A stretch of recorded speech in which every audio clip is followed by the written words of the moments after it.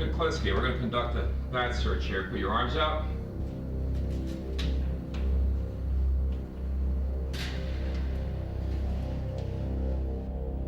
On May 25, 1988, Richard Kuklinski was convicted of multiple murder and sentenced to life imprisonment.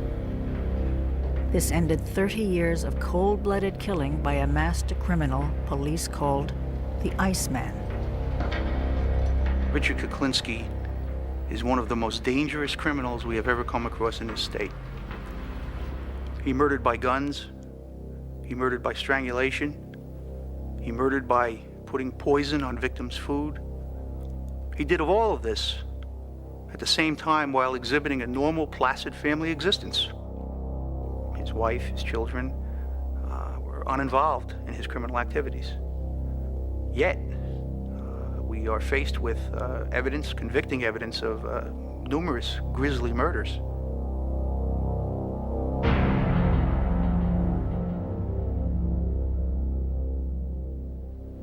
How many people have you killed?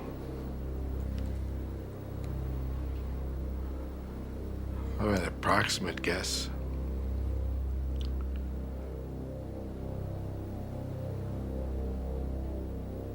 Approximate, we'll go with more than 100.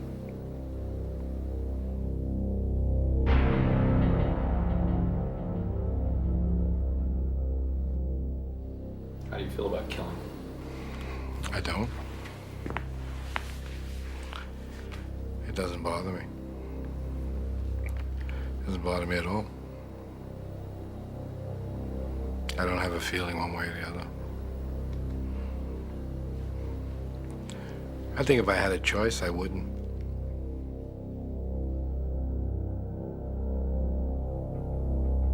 The following program is based on 17 hours of an interview conducted under maximum security at Trenton State Prison. Law enforcement officials allowed our cameras unprecedented access in an attempt to uncover details of various unsolved crimes. It was also hoped that the interview would help to penetrate the mind of Richard Kuklinski, a mind made for murder. Richard, when you were on the streets, what kind of weapons did you use? When I was out on the street to do something, I carried 3 guns and a knife. I had a Derringer in each pocket.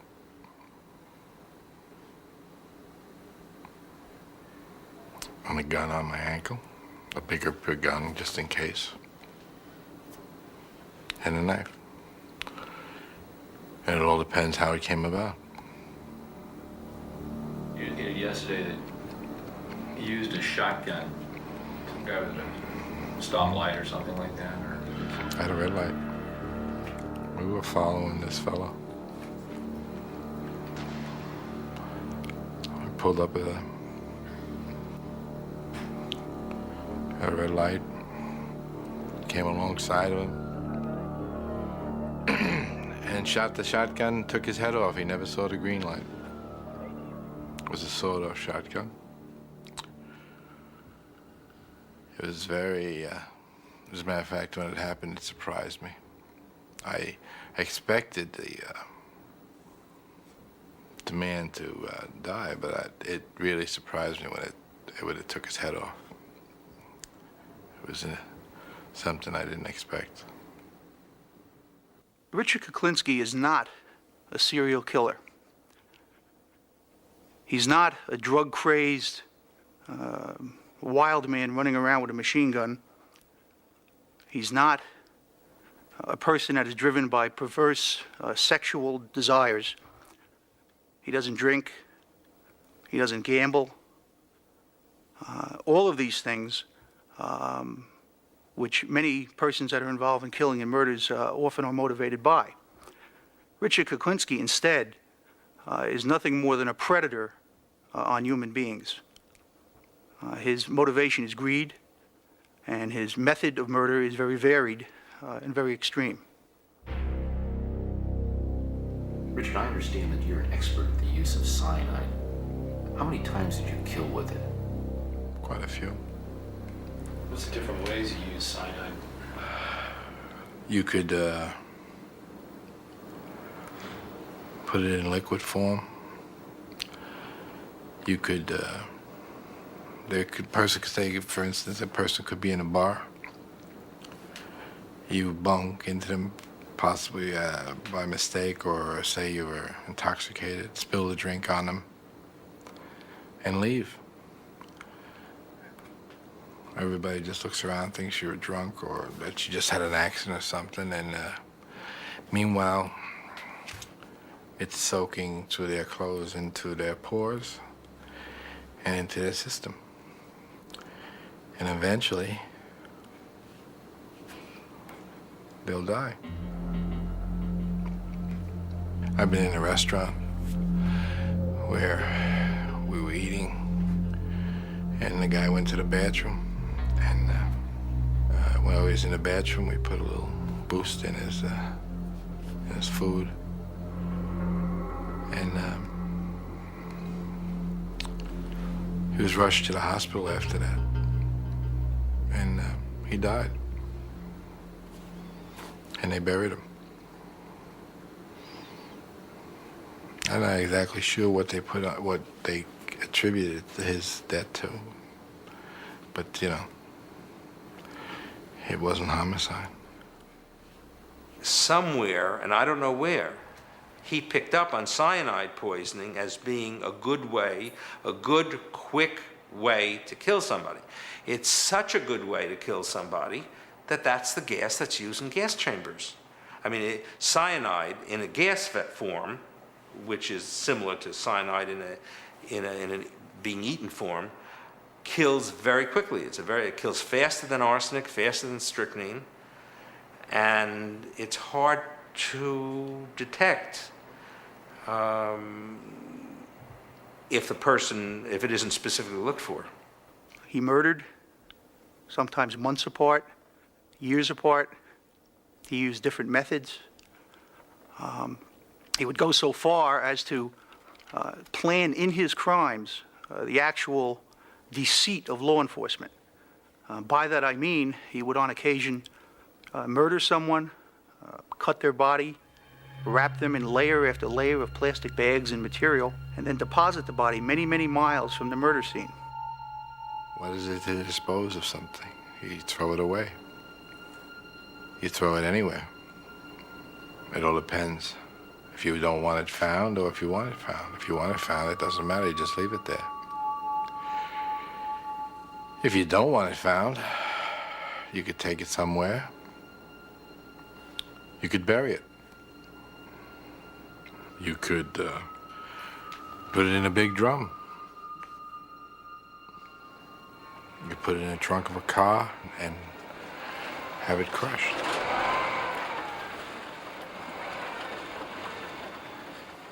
You could leave it in town. You could put it on a park bench. I mean, you know, you could put it anywhere you want. They found a few people sitting on park benches, I'm sure. As a matter of fact, I know they have. Are there any murders that you committed that haunt you, that you just sort of, you feel and you Nothing haunts me. No murders haunt me. Nothing. I don't think about it. That's why it's hard for me to tell you. In order for me to be able to tell you when something happened, I'd have to think about when. If I think about it, it would wind up hurting me. So I don't think about it. If I had a choice, and of course you has already said to me we all have choices. Maybe we do. At the time I didn't seem to have one. But if I could have, I would like to be different than what I am. I would have liked to have been different than what I was, yes. It would be better. It would have been better for me. I would have liked to have had a better outlook on life.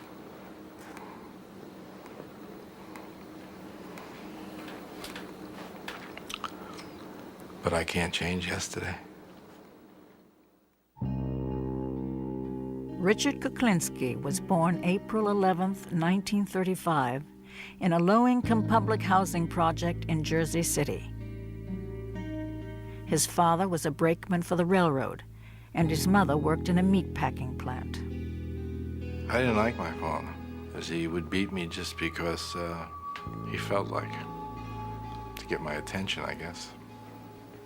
He would think nothing of coming in and smacking you. You know, basically. He'd just come in and give you a whooping for no reason whatsoever.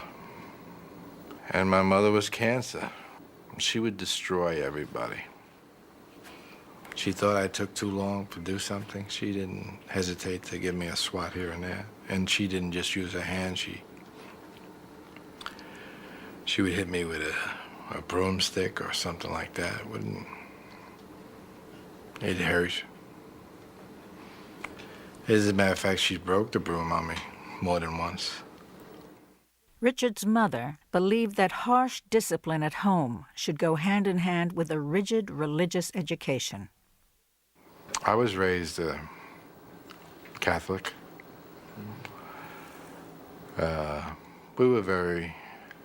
She was strict as far as the religion goes. I went to... Your mother? My mother, yeah. My mother, we went to Catholic grammar school. And we were raised with the Catholic belief. I was even an altar boy. But during the course of my life, I don't really believe it. It's just the way it happened. Didn't mean it to happen that way, but it just happened that way. When his father abandoned the family, Richard, a skinny, timid young teenager, was left to fend for himself. He was an easy target for street gangs, but by the time he was 16, things began to change. When I was a young man, I found out that if you hurt somebody, they'll leave you alone. Good guys do finish last. When I tried to leave everybody alone, just do my own thing, everybody just wanted to hurt me. Until one day I just decided, well, I've had enough of this picking. And I went upstairs and I took a bar, which the clothes used to hang on in the closet. And I went back downstairs, and there were like 6 young men still figuring they were gonna mess with my head, and we went to war. To their surprise, I was no longer taking the beating. I was giving it. And that's when I learned that it was better to give than to receive. I've been known to hurt people for no reason. If you check out my background as I came up, I could be anywhere, and if somebody humiliated me, I would think nothing of hitting them with a cue stick. In an instant. And the only thing they might have done was made me feel bad or challenge my authority at the time. Kuklinski's reputation as a tough guy with a hair-trigger temper grew. By the time he was 18, the abused had become the abuser. It wasn't long before he committed his first murder. I got into a fight in a bar. We got into an argument, a fight. And I hit him with a cue stick.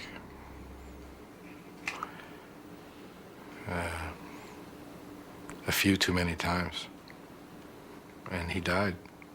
How'd you feel after, when you found out he had died? I had felt very bad. Very, very bad. I was upset. I didn't mean to do it, actually.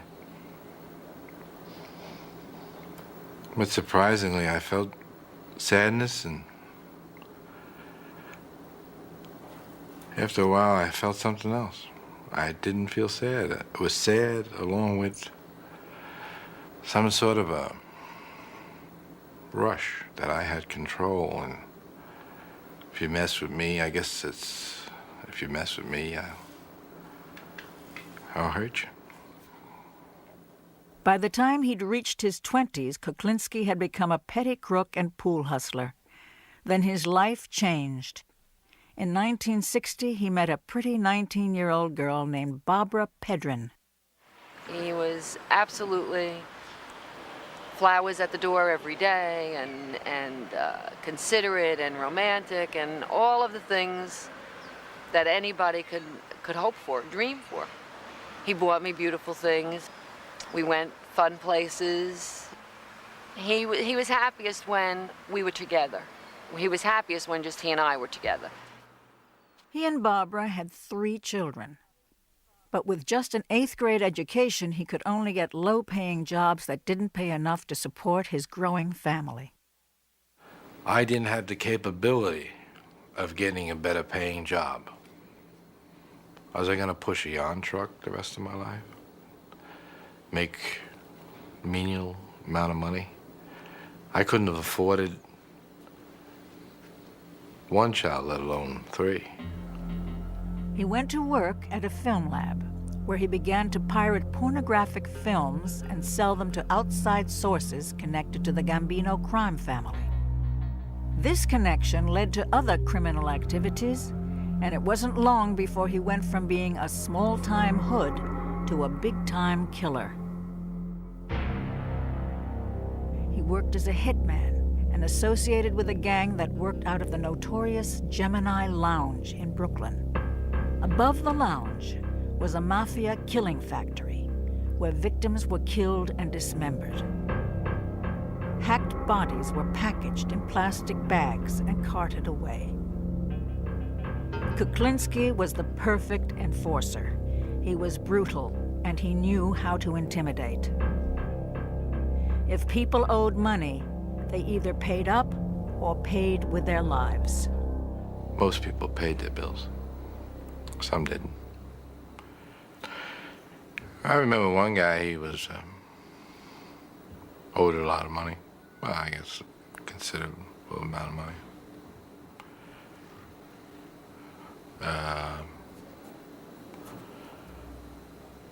He thought he could hide behind a door. It was a nice door, expensive door.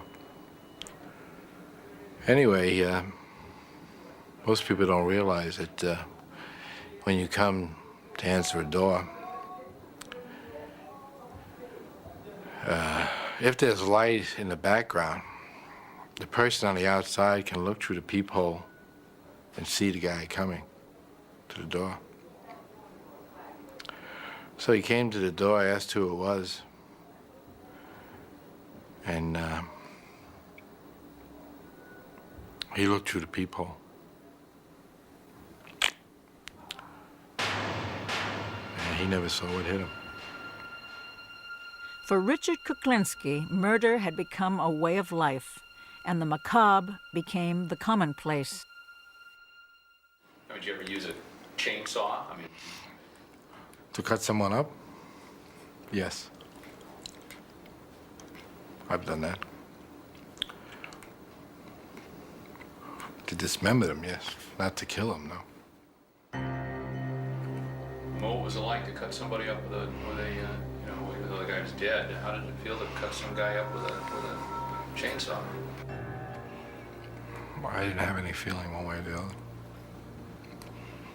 That just happened. That's the way it had to be.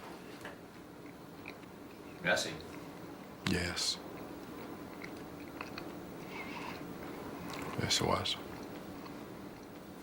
Did it make you sick? No. I've had requests where the guy wanted the guy's tongue cut out. And he also wanted his tongue put in his rear end. So I believe there was a definite point he wanted to get across.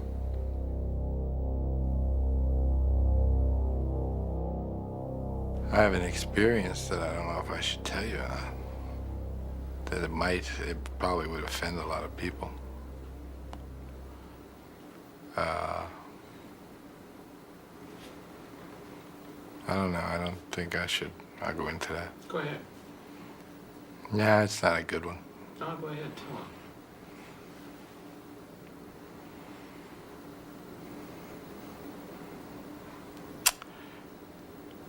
It was a man, he was begging and pleading and praying, I guess.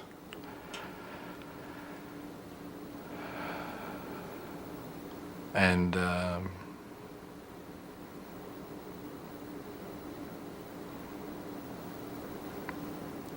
he was pleased God and all over the place.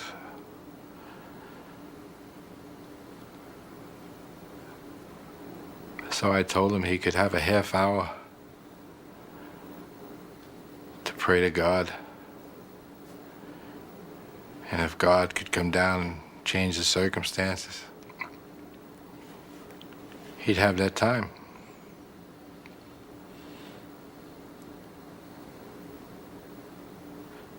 But God never showed up. And he never changed the circumstances. And that was that.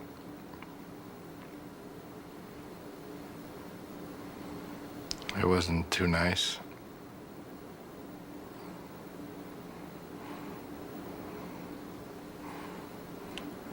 That's one thing I shouldn't have done, that one. I shouldn't have done it that way. By the 1970s, between his illegal activities and contract killings, he was becoming a wealthy man. He now lived in an expensive home in a middle-class neighborhood with his wife and 3 children. Richard, what did you charge for a hit? If I hit somebody, I wouldn't hit it for peanuts. I'd like to have some money. I say if I were to do somebody, I want at least 5 figures. And at least up in the better half, not the lower half of the 5 figures. Kuklinski kept his criminal life secret from his family and neighbors. He told them he was a businessman. No one knew his business was murder. We were perfect. My children were never in trouble. We were perfect. We were the all-American family. I mean, we had what seemed to be the perfect life. There were wonderful times. And time with his family was the only thing that he was really concerned. I mean, if he never had to leave the house, he would have loved it. He hated to have to travel. He hated to go away. He came back as soon as he can. He wanted to be home all the time. He wanted to be with us all the time. I enjoyed that way of life. I felt I had achieved something. I very seldom left the house unless I had to, because I felt secure in the house. I felt very secure. I tried to provide the best for them as I knew how. Might not have been the right way to go, but it was for me the only way. I tried to never let anything touch the house. I brought nobody there. My family was not exposed to anybody. I wanted to show them the good side of life, not the bad side. Richard had a very, very sad childhood. You got the impression, or I knew because he would like say something and then drop it and change the subject, that he was abused and that there was no love. He grew up absolutely without any love, without a doubt. I mean, the first Christmas with my family, he was in awe. He couldn't believe it. There was a tree and everyone was cooking special things and there was lots of, we were laughing and it was fun, and he kept saying, I can't believe that this is what happens. It was a Jekyll and Hyde existence. the way it was, and the way I wanted it to be, with absolutely two different lives. I wanted one life. I had to have another life. This other life would interrupt one Christmas Eve. While his family was celebrating the holidays, Kuklinski left his home to collect on a bad debt. Business was business, even on Christmas Eve. The man owed me money. He was giving me a runaround. I told him I wasn't happy that he wasn't going to pay me. He had the attitude that nobody could hurt him. I think he was wrong. Anyway, he never saw Christmas. What did you use? A gun. Extremely loud inside of a car. Matter of fact, my ears were ringing for a long time. What'd you do afterwards? I walked away, got in my car, and went home. What'd you do when you got home? I put toys together for the kids for Christmas.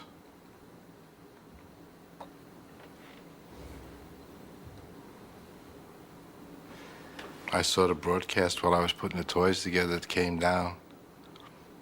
Mob-related killing.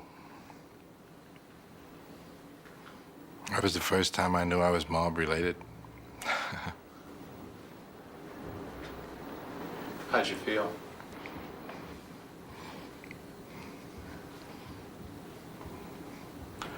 I was annoyed I couldn't get the damn wagon together. I never questioned him, and you just knew, don't do it, don't ask. If he got up at 2 o'clock in the morning or during dinner and put on his shoes and walked out the door, you said bye. You didn't say, where are you going or why are you going? And it was just understood that that's the way it was. He was very private. You only knew what he wanted you to know. By the 1980s, after 25 years of working as a hitman for the mob, Richard Kuklinski became the head of his own crime ring. He developed new ways to profit from murder. The case of Paul Hoffman was typical of the way he operated. On the afternoon of April 29, 1982, Hoffman arrived at a warehouse leased by Kuklinski. Like numerous victims of the Iceman, he had been set up for a phony business deal. Paul Hoffman was a pharmacist, and he was looking for a quick buck. He was out to purchase a drug called Tagament, which was at the time a wonder drug for ulcers.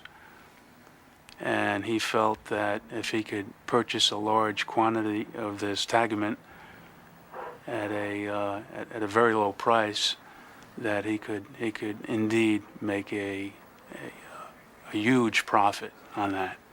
And that was the alleged deal that he had with Richard Kuklinski. When Paul Hoffman showed up to buy the Tagament, he was carrying $25,000 in cash. He took the bag, door opened it, showed me a whole mess of money, a whole mess of cash. He said, "Look, I got the money right here." And he came back. He says, "What are we gonna do? What are we gonna do? How am I gonna get this merchandise?"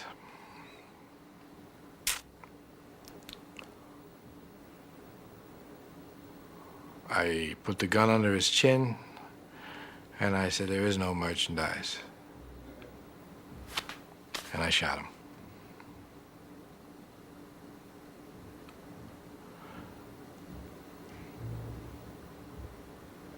He didn't die. The gun jammed. He was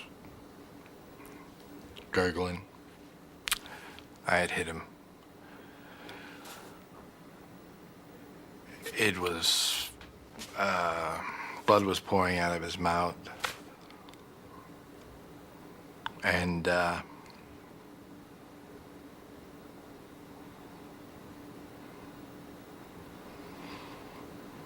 He was in I would imagine it looked like he was in a lot of pain. So there was a tire iron there. I took the tire iron and hit him with it, which knocked him out. And he died. I then took him and put him in a 50-gallon drum, put it on the side of a motel. It was behind Harry's corner. I listened to the people. I went in Harry's every morning. The thing was there for a long time. I looked at it every day. It was there. I went in Harry's every day. One day it was just missing. Continued to go in Harry's to see if anything was said about it. Nothing was said. I don't know what happened to the drum. By the 1980s, Kuklinski was involved in narcotics, pornography, arms dealing, money laundering, hijacking, and contract killing on a worldwide basis. He was also pressing 50 and getting tired. He started to make mistakes. He began to leave traces, and law enforcement officers who had suspected him over the years began gathering evidence. Kuklinski would protect himself by killing anyone who could testify against him. On December 27, 1982, a body was discovered at the York Motel in New Jersey. The body was identified as Gary Smith, 37. Smith had been given cyanide and then strangled to death. This was the first of many mistakes Kuklinski was to commit. Gary Smith was found under a motel bed in New Jersey, as I recall, where some 20 people had used the room in 5 days and nobody had realized there was a rotting body underneath it. The body was found in a decomposed state. It was very hot weather.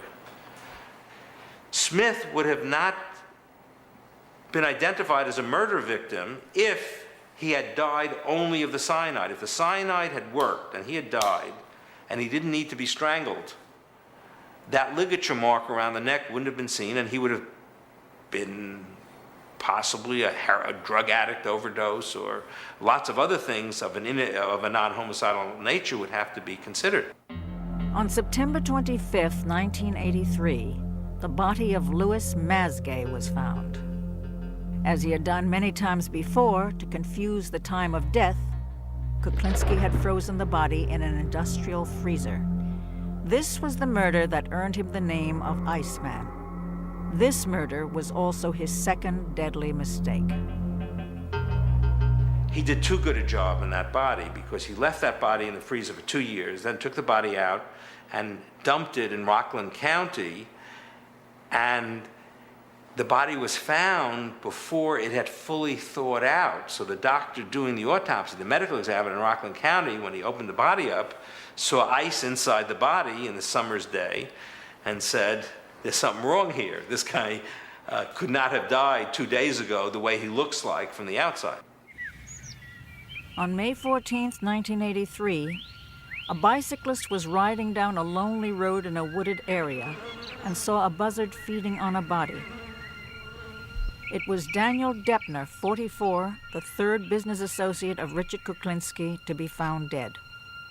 The body count grew. There would soon be 5 unsolved murders with one thing in common. The last person to see the victims alive had been Richard Kuklinski.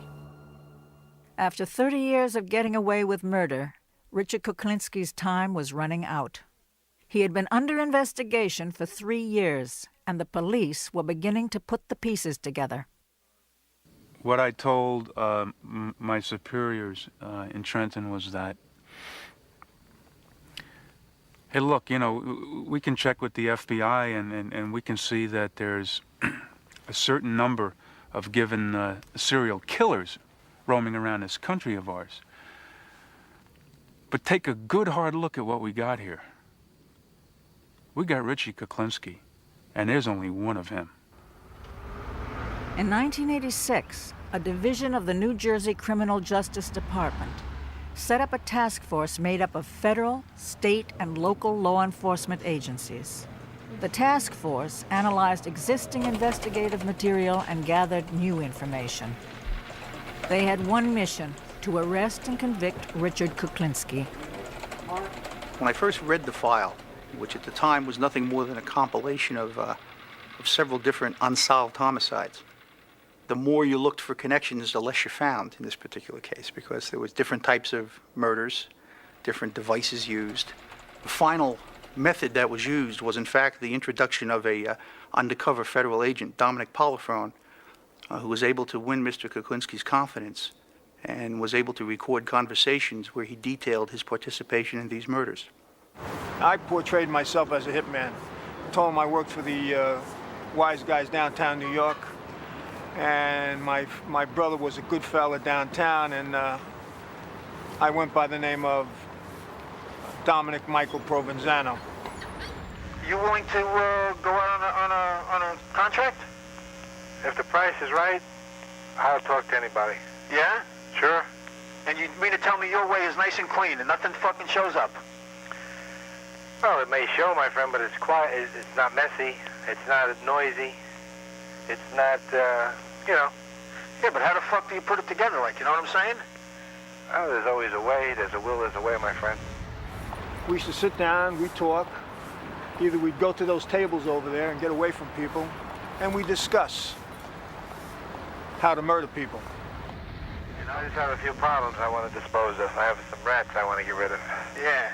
The only fucking thing I don't understand, don't you use a fucking piece of iron to get rid of these fucking people? Use this fucking cyanide? Why be messy? You can do it nice and calm. It became apparent at later points in the investigation that Mr. Kuklinski fully intended on murdering Dominic Polifrone, in addition to the victims that were being discussed at the time they were having these tape-recorded conversations. So he could pretty much tell Dominic Polifrone anything, because he knew shortly that he had plans for Mr. Polifrone too. You put that stuff in a mist, you spray it in somebody's face, and they go to sleep. No shit. As long as he's dead, that's the bottom line. Well, that's the thing, isn't it? No matter how it was done, I mean, I know guys that went to sleep and never woke up again. I mean, you know. He says he had one guy, he went and get a hamburger, they come back and he put the cyanide on his hamburger. And we're sitting down and he's telling me, he says, you wouldn't believe it. He says, I'm waiting for this guy to keel over. He says, because once you eat cyanide, usually you'd roll over and that's it. He says, this guy had the constitution of a fucking bull. He says, you wouldn't believe it. He says he wouldn't die, and we're both laughing about this. And I'm saying in the back of my mind, I said, holy God. I said, look at this. I said, what kind of person is this? I said to myself right there, I said, you better cover your butt. I said, because you just don't know with this guy. And he'd be kidding about it, and I'd be laughing. In the back of my mind, I'm saying, this is the devil. No question about it, this is the devil.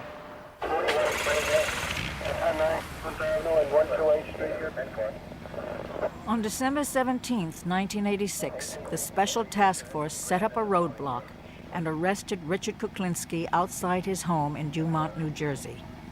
They felt they had all the evidence they needed for a conviction. The whole road was blocked off with cops. Local police, state police, Division of Criminal Justice investigators, county personnel. There was no place for him to go. So he stopped his car. He was told to get out of the car, and he did not. So he was taken out of the car, and he was placed face down on a street in a position where we thought we were safe. And then I handcuffed him. That guy's big. I did everything I could to get one click on the handcuffs. And later on, I tried to put leg irons on him, and there's no way they would go on. They just wouldn't go on. Law enforcement authorities have arrested one of the most notorious contract killers in state history. A self-employed Bergen County man is behind bars, charged with 5 murders, and prosecutors are investigating his involvement in dozens more. This is unwarranted. Unnecessary. These guys watch too many movies. He is such a cold-blooded killer, they call him the Iceman. After being convicted of 2 murders, he confessed to 2 others in court today. I shot George Malvin 5 times. Louis Masgay on July 1st, 1981. I shot him once in the back of the head. When the judge asked him why he had killed the 2 men, Kuklinski replied, It was due to business.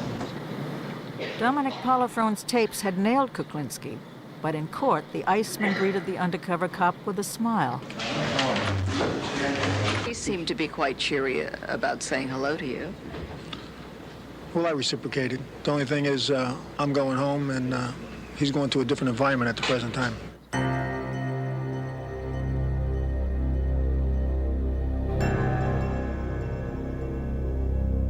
It wasn't real to us. We just had a hard time dealing with what was in the press. And I kept saying, no way, and I don't believe it. And then when I actually heard his voice, you know, in court, it was very hard to believe that he talked like that. It was very, very difficult to believe. I've done it always. As far as you've known or heard, there isn't too many things I haven't tried. No matter how it was done, I mean, I know guys that went to sleep and never woke up again. I mean, you know.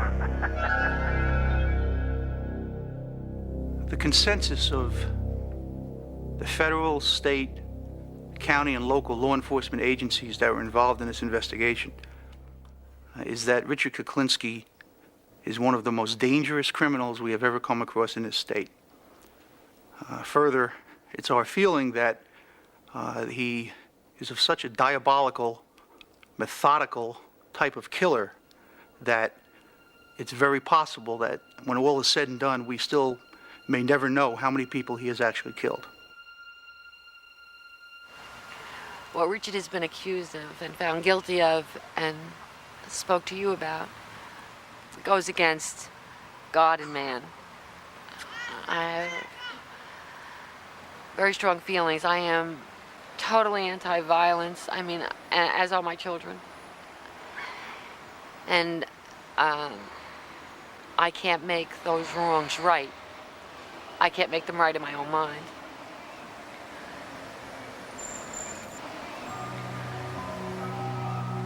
We are Richard Kuklinski's family, and we aren't ourselves anymore.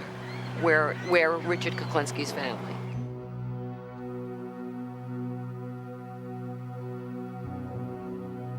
I've never felt sorry for anything I've done other than hurting my family. The only thing I feel sorry for.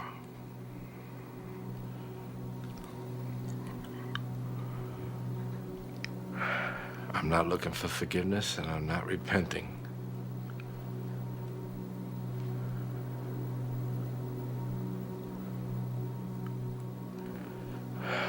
No, I'm wrong.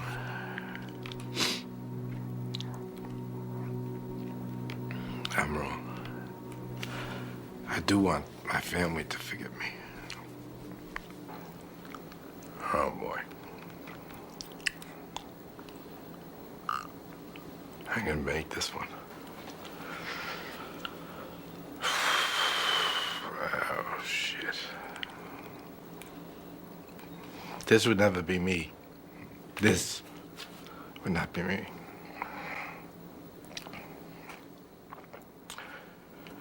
I feel for my family.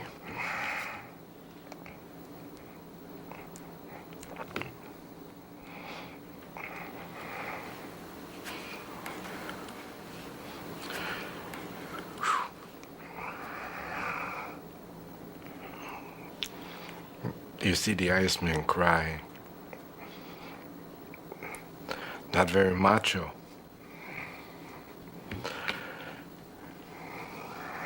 But I've heard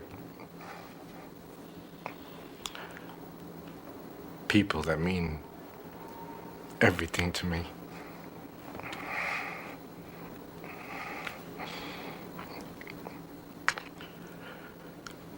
But the only people that mean anything to me.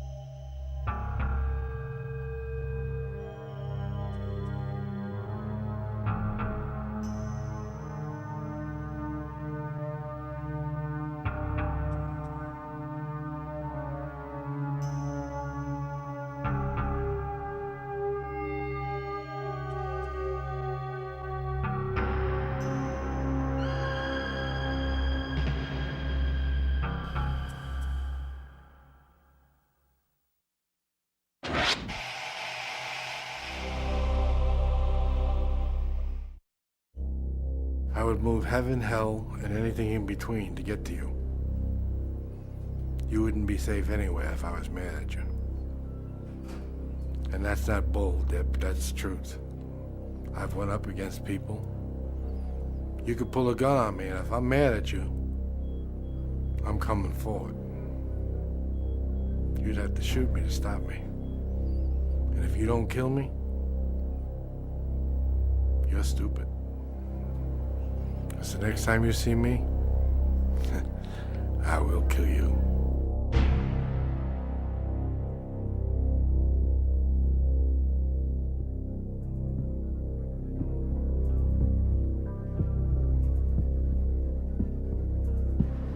Mr. Kuklinski, we're going to conduct a flat search here. Put your arms out. In 1991, Richard Kuklinski, a contract killer known as the Iceman, was interviewed by HBO for an America Undercover special. How many people have you killed? Oh, an approximate guess.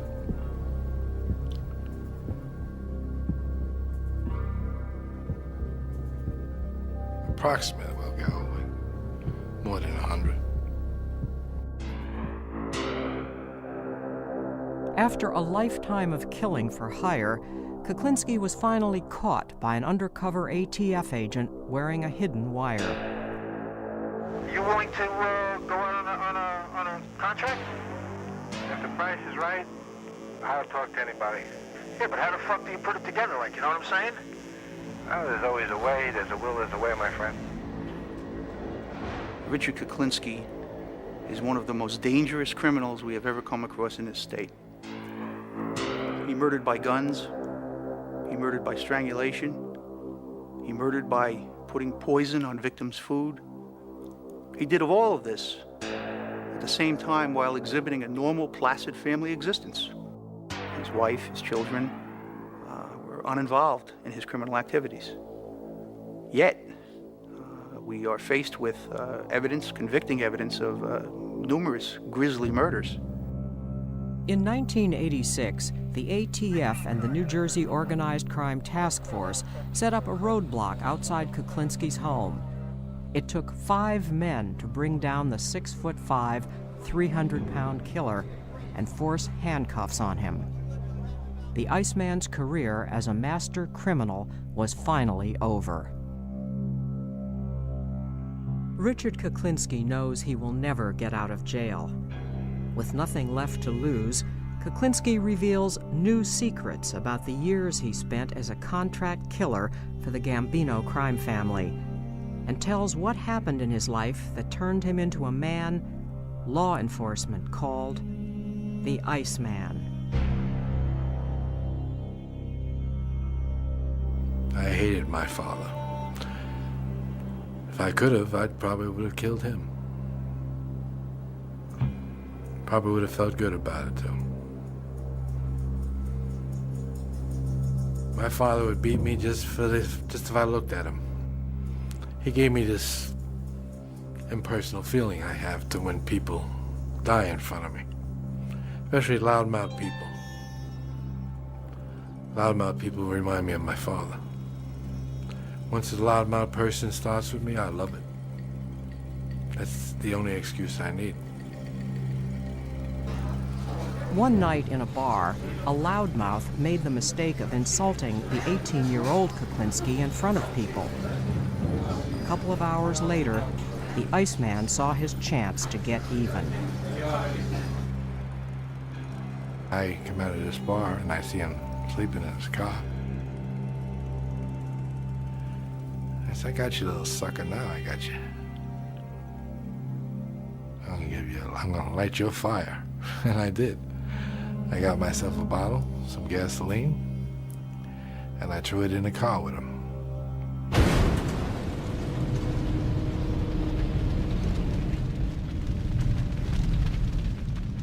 And he was screaming and yelling and burning, and the car burnt. And I could smell him. I walked down the block and I could hear him as I turned the corner.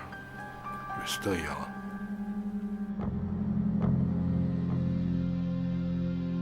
This was a personal thing, yes. See, this was a guy I disliked. What did he do to you? He made me mad.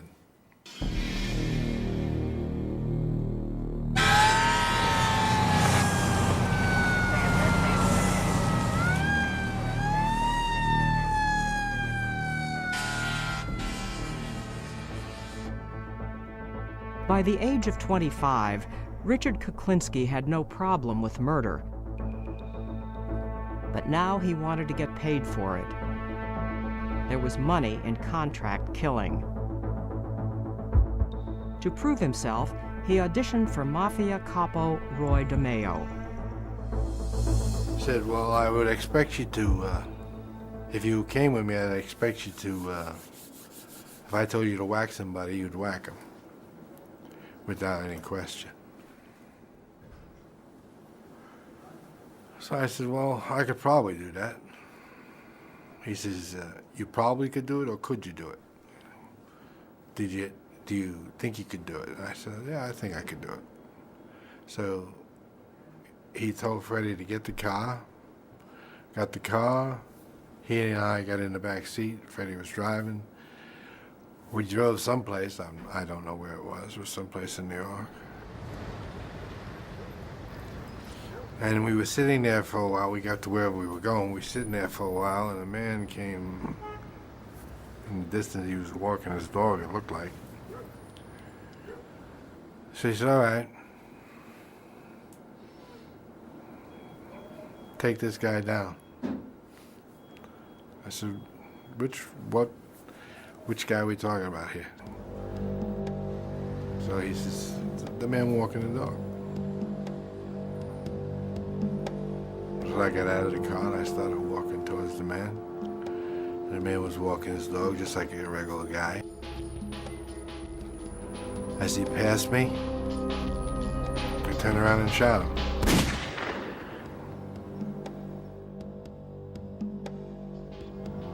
Freddie and Roy pulled up in the car, I got in the car, and we drove away. And that is how I got involved with Roy, with doing things like that.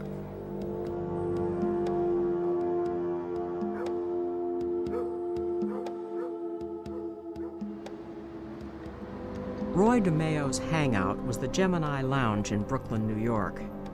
It was a house of horrors where over 100 people were murdered, chopped up, and disposed of by DeMeo and his gang of lethal contract killers.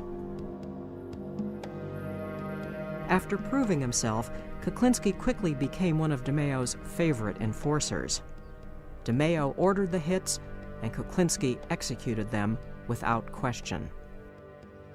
He wanted this guy taken care of. But he wanted to talk to him first. So when I got to the place, I asked the man for the money, so the guy says he didn't have it and Roy would just have to wait until he got the money to pay him. And that was that. He'd have to wait. So I said to the man, I said, well, you have to then talk to him. He wants to talk to you. So I dialed the phone number, and he got on the phone, and I said, he wants to talk to you. So he was talking to him, and I guess they were acting like everything was all right, because he got off the phone, he handed me the phone back. He says, hey, I told you he'd wait. He's in the better frame of mind. Don't worry about it. He wants to talk to you now. So I picked up the phone, and he said, kill him.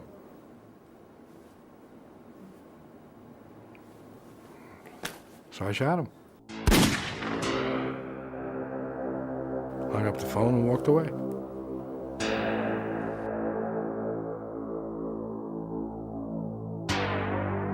I'm just a hard-working expediter of sorts.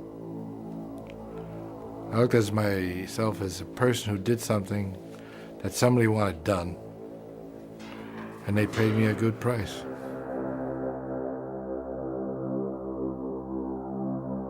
In the early 80s, the Gambinos were feeling the heat of an intense investigation, which reached as high as their boss, Paul Castellano. As the pressure from law enforcement grew, the family began to worry about potential witnesses. One in particular presented a major problem. His name was Peter Calabro. The family ordered a hit, and Kuklinski was given the contract. On March 14, 1980, Kuklinski drove for hours on a snow-covered road in Saddle River, New Jersey, waiting for a call to come through on his walkie-talkie.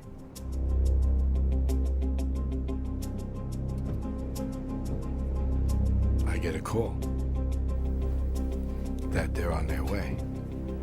So now they're coming. And it's snowing. The roads are very bad. A lot of snow, slipping and sliding. And I was in a van. So what I figured is, at the last moment I had a different plan, but at the last moment I decided, well, I'm gonna double park this thing. This will give me the edge, because this will make him have only one way to come by, and that's he has to come right by this van. And I go to the back of the van, and I go out the back door. I take the shotgun with me, of course. So I kneel down, and I look under the van, so I can see where he's approximately at.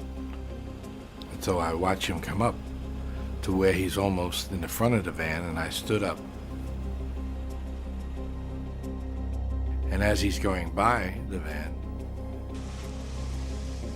I fired.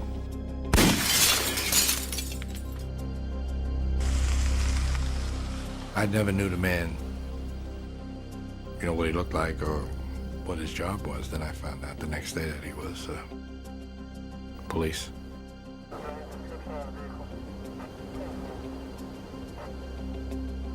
But had I been told to do him anyway, and I knew he was the police, I most likely would have done it anyway. I don't think I would have said no.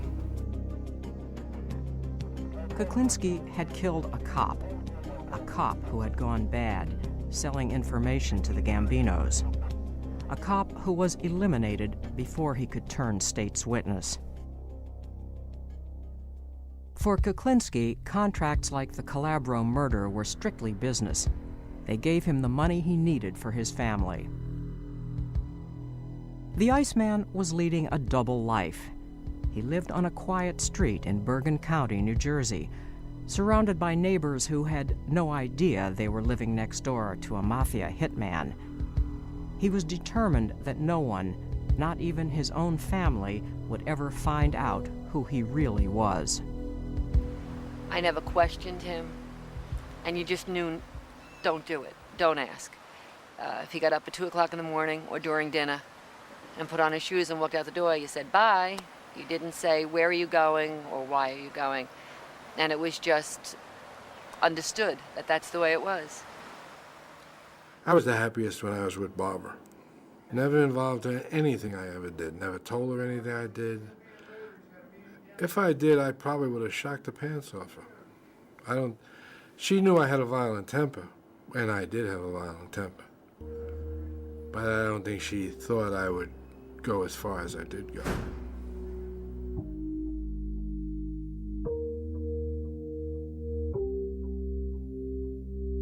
Richard's time with his family was sacred, and any interference would throw him into a rage. It made him even more angry if it happened during the holidays. This fella, he owed me about $1,600. So here we come Christmas Eve. And I go there and he says, nah, come with me, we'll go out, we'll have a good time, we'll party, we'll meet some broads with this, that, and the other thing. I said, no, I would really like the money. I gotta buy something, and he gave me a story, a bull story. So I left there. I was a little bit upset. Got on the bus, went home.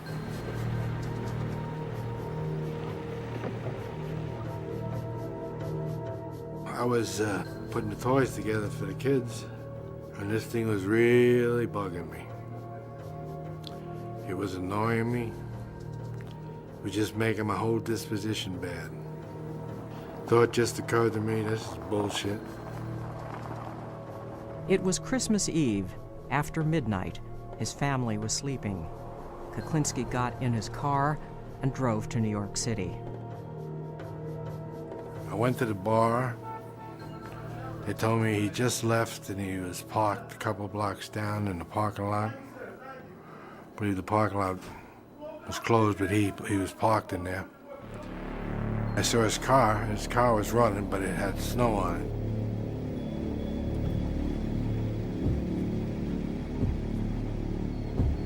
So I knocked on the door, and he said, hey, how are you? Glad to see you. Come on, sit down. So I go walk around the passenger side, sit down, I'm talking to him. I said, look, I really need the money. I says, it's not right. You've just been playing me like a fool here.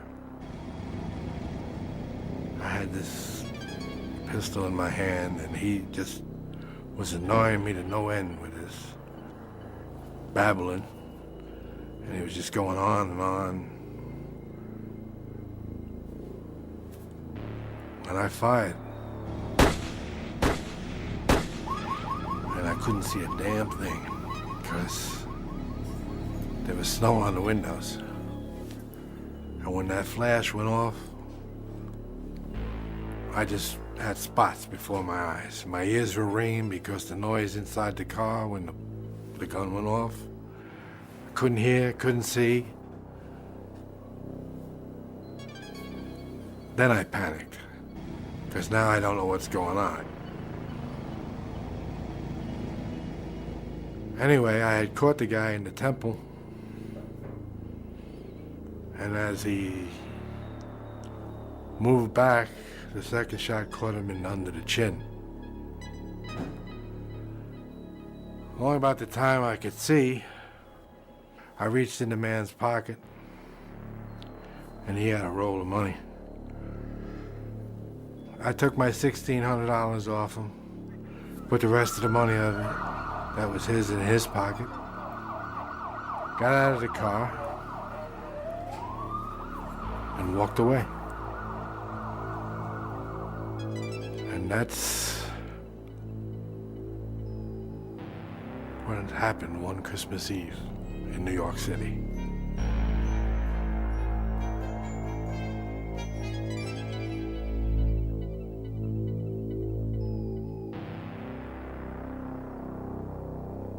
The Iceman had killed by gun, by knife, by Molotov cocktail and cyanide. But he also liked to experiment. Crossbows, I just popped a guy in the forehead with it. Actually, it was just seeing if it would work. What was he doing at the time? Looking at me? Well, Was he sitting down, or were you standing over him? Or? No, he actually bent down to look in the car window like I was asking him directions. I didn't know the man.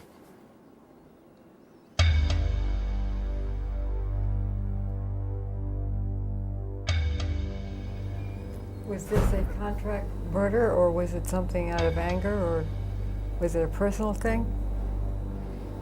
Neither. What was it? I just wanted to see if this thing would work. You mean you're experimenting on somebody? Right. Did it work? It sure did. Went halfway into his head. Kuklinski was always looking for new ways to get away with murder. In the 80s, a man who was nicknamed Mr. Softy teamed up with Kuklinski. This harmless-looking ice cream vendor was in reality an Army-trained demolitions expert who was a violent and vicious killer. Mr. Softy was an individual by the name of Robert Prongay. He used to operate a Mr. Softy truck. That's why he got the name Mr. Softy.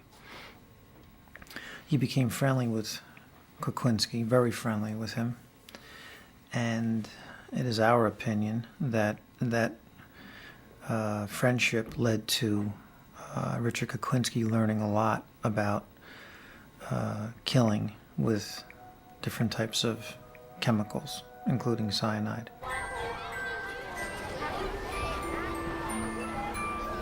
He taught me a lot, basically. But he was extremely crazy. But he would read all kinds of books on destruction and all kinds of ways to destroy somebody. He used to go around this Mr. Softy truck. That's how he used to spot people and get the outlay of the land, you know, where they were and easy ways. And sometimes he'd do it right from the truck. And he sold ice cream? Yes, he did. Sold Mr. Softy. He had one of those Mr. Softy trucks. Did you ever see them? That's what he sold. And he sold ice cream to the little kids in the neighborhood? Yes, he did. And that's what he did. He'd go into these neighborhoods and sell ice cream to the kids and maybe kill one of their fathers.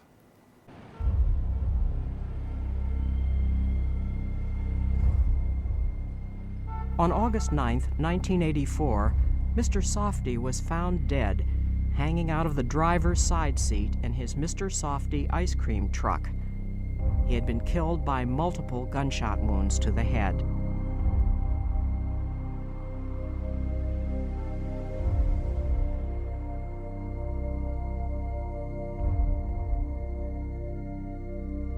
I think Kuklinski killed him because he used him for his information. He used him for his knowledge. He probably brought him around, brought him with him on certain jobs that he did. And it was time for the boss to make the decision that he didn't want any more loose ends. He may have said something the wrong way to Richie. Who knows? Whatever it was, Kuklinski, in my opinion, made the decision to kill him.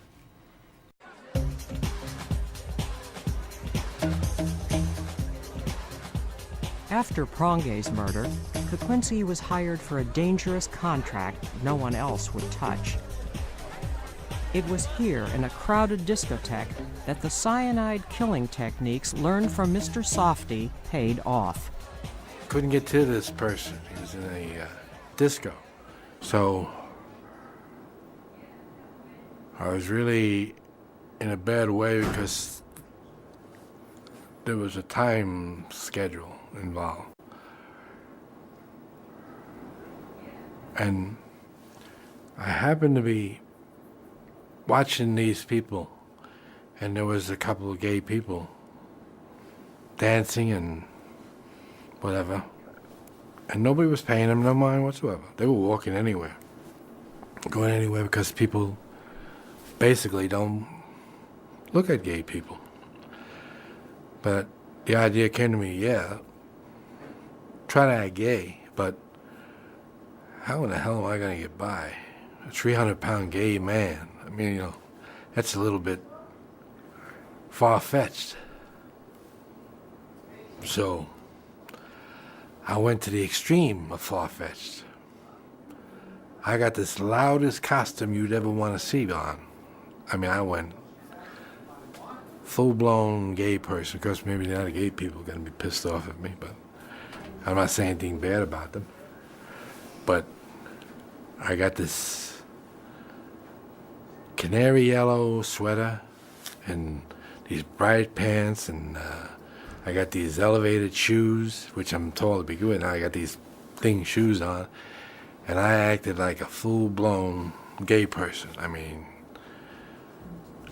and I got on this thing, and I'm doing this like dancing bit, and I get onto this thing, and they got these lights, and I hate those lights, by the way, those strobe lights. Man, I hate those lights. You can't see good with them lights, and it messes up my eyes. So anyway, I'm trying to get close to this guy. So I'm doing this crazy thing. I'm acting real swishy. I guess that's what you would call it. And I get up close to this guy, and I bump into him.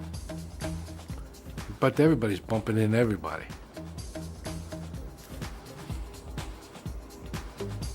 And he had a heart attack. Because I had hypothermia, you know.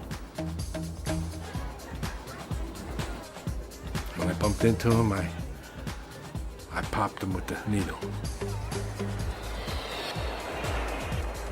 What was in the needle? In his case, a heart attack.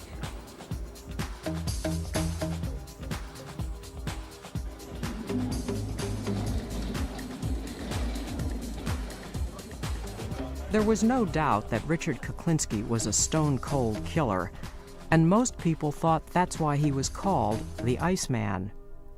But law enforcement had another reason for pinning this name on him. They called him the Iceman because, to confuse the time of death, he would take his victims and put them in a freezer for long periods of time. One such victim was a man named Louis Masgay. He did too good a job on this body. After leaving the body in a freezer for over 2 years, he then took the body out and dumped it where it was found before it had thawed out. So when the medical examiner does the autopsy and opens the body up, he finds ice inside the body on a warm summer's day. The medical examiner says, "There's something wrong here. This guy couldn't have died in the past few days." After the discovery of the half-frozen body of Louis Masgay, the noose began to tighten around Kuklinski and his boss, Roy DeMeo. Under pressure from law enforcement, DeMeo began to act erratically, and the family felt he was about to crack and testify against them. There was no question in their minds, he had to go. In 1983, DeMeo's body was found in a trunk of a car. He had been shot 5 times and had been dead a week. There were some who thought Kuklinski might be responsible. Do you know anything about his murder? Who, DeMeo? Yeah. He outlived his usefulness. And he was running the wrong way. Apparently, everybody thought he was going to run to the law.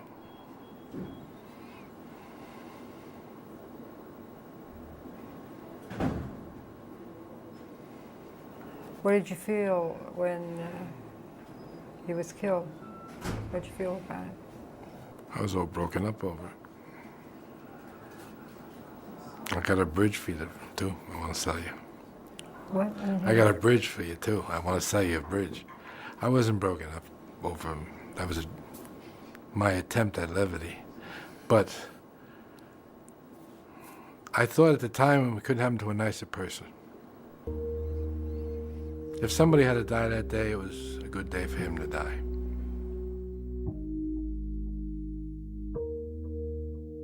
Over the next 3 years, the New Jersey Organized Crime Task Force concentrated on closing in on Kuklinski. When Kuklinski began to feel cornered, he started eliminating anyone who could implicate him in his criminal activities. If he called you friend, you had a problem. Yesterday's friend soon became tomorrow's enemy. One of those friends turned enemy was a man who had been Kuklinski's partner. His name was George Malaband. Georgie boy. Yeah. Liked him.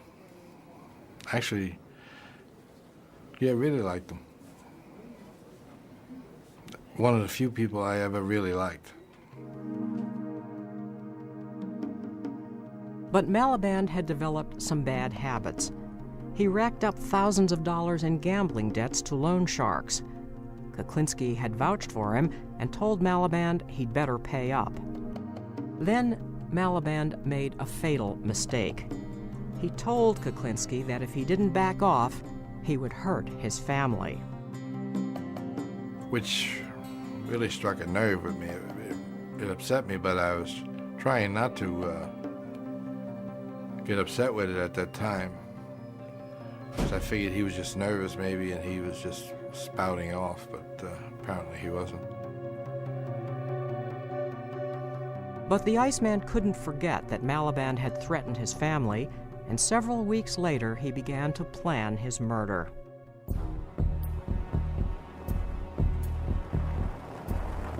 We got in the van, and I said, George, you really sincere with the fact that you had hurt my family and to get back at me? And he said, that's the only way I could get over on you, or get you to do what I wanted you to do, is to hurt your family. I said, but that's a stupid thing to say, George. I said, knowing how badly or how sincere I am about my family, I said, for you to say something like that, you must realize you're going to make me mad. He said, no, you won't be mad. He said, because you'd be afraid that something would happen to your family. I said, well, you're very wrong about that, George. I said, because I'm going to put a stop to that. As a matter of fact, I'm going to put a stop to that right now. And I shot him 5 times. I could see them entering, because he was right here. We're sitting in the van, I'm in the driver's seat, Georgie boy was over here. In the next seat, which was, you know, just like that. And I went pop, pop, pop. And then I went pop, pop. And I could see the material moving on his jacket as these things. Actually, they made little marks on it, on the jacket. I guess they were burn marks. So. Kuklinski's favorite way of disposing of bodies was putting them in barrels, but with a 6-foot, 300-pound George Malaband, it wasn't easy. So when I got him in, I had a problem with one leg. I had a hell of a problem with the leg, I'll tell you. No matter what I did, I couldn't get that leg in there. So I had to cut it. And put the top on. And I drove down to Jersey City, where I dumped him.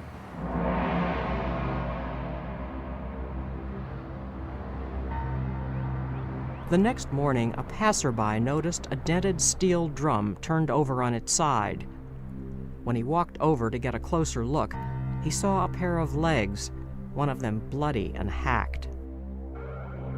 The body was George Malaband. Police knew Kuklinski was the last person to see him alive.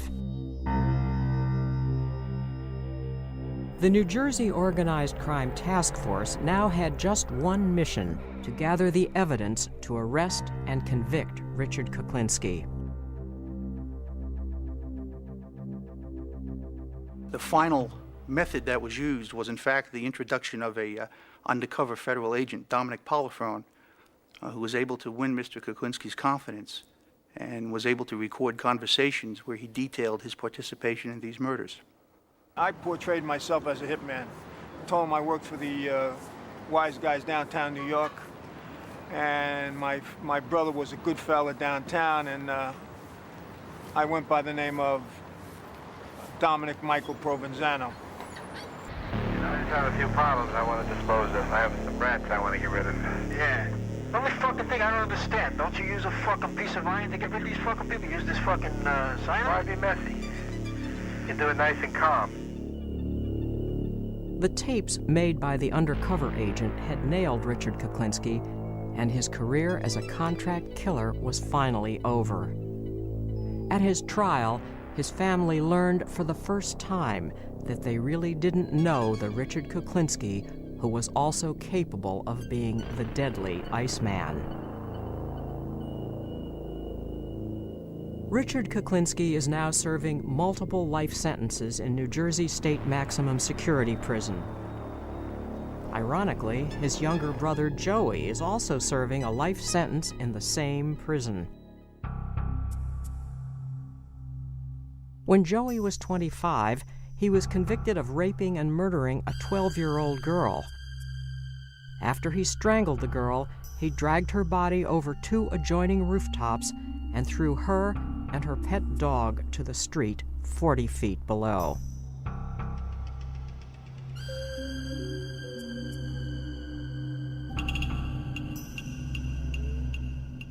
You want to talk about your brother, or? What do you want to talk about? There's nothing to talk about. Because we never brought up your brother in the first show. Well, you want to talk about him? We'll talk about him. He's been here for 7 years, something like that. He's been here a long time, 25 years, I think. Don't hold me to that exactly, but I'm pretty sure it's pretty close. And he's here for murder. Yes. What happened? How old was he when? He was a young man. He was in his 20s, I believe.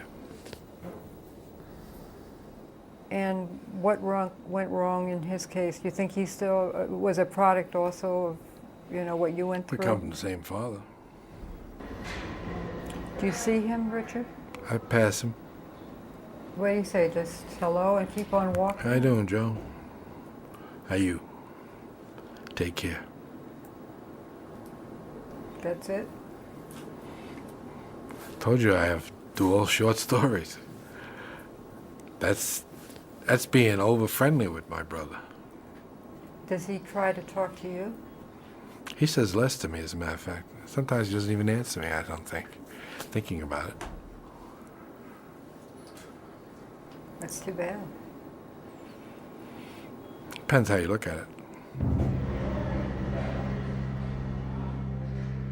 If by some miracle, Richard, you got out of here tomorrow, let's say. But let's, for the sake of argument, what would you do? Would you go back to that life, or would you do something else? No. It's past me now. I have 10 years without violence. I don't really look forward to violence anymore. I don't even think I could play the game anymore. Probably get myself shot the first time out. I wouldn't do it anyway. I'd look to retire in a nice quiet place someplace. No banging doors, no people yelling and screaming. Somewhere if I wanted to think, I could just sit there and think.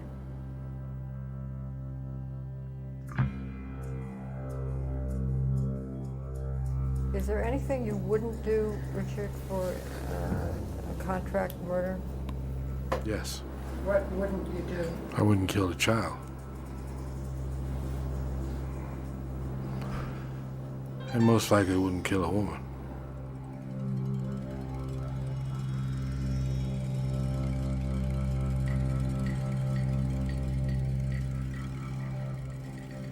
Did you ever let anyone go for whatever reason? Did you ever decide to let someone go? Yes.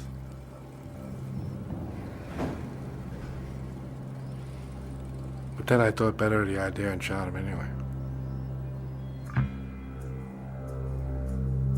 Did you ever murder anyone you liked?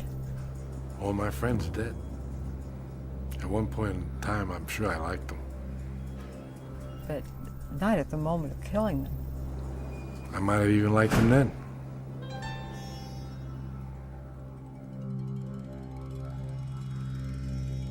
Honor among thieves? There's no such thing. You see, because I was put in prison by a man I knew 30 years, and I liked him. Big mistake. I had one friend too many. I'm now serving multi-life sentences because of my one friend. And he's the only friend I didn't kill.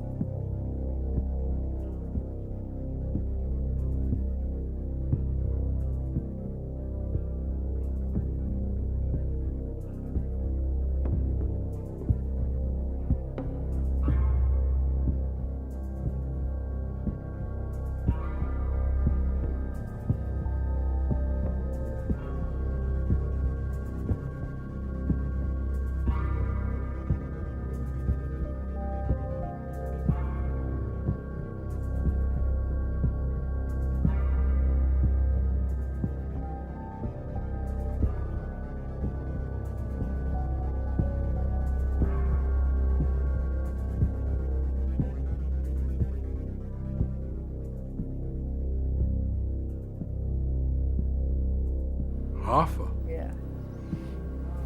I don't know anything about Hoffa. Jimmy Hoffa. Or the scuttlebutt, let's put it that way.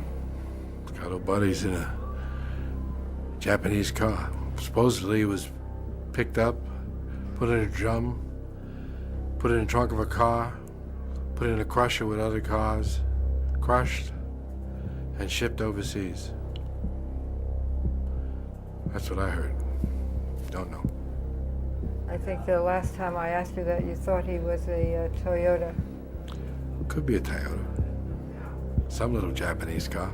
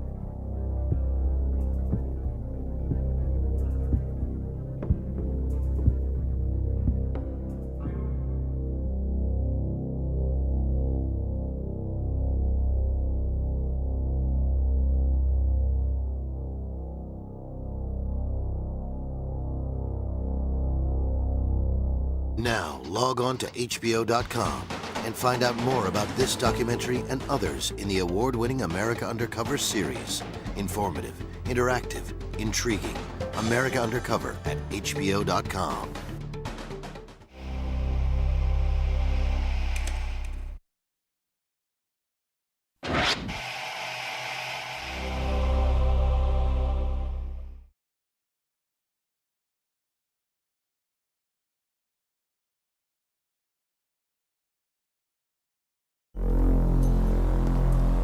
In two previous HBO programs, Richard Kuklinski, known as the Iceman, who is serving multiple life sentences, answered many questions about his brutal, cold-blooded killings, solving many cases.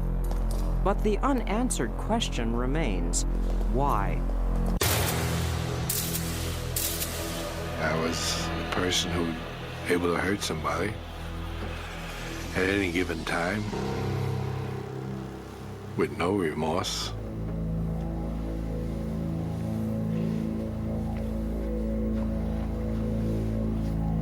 And who could do it over and over again without it bothering them. Did you think of yourself as an assassin? Assassin. Sounds so exotic. I was just a murderer.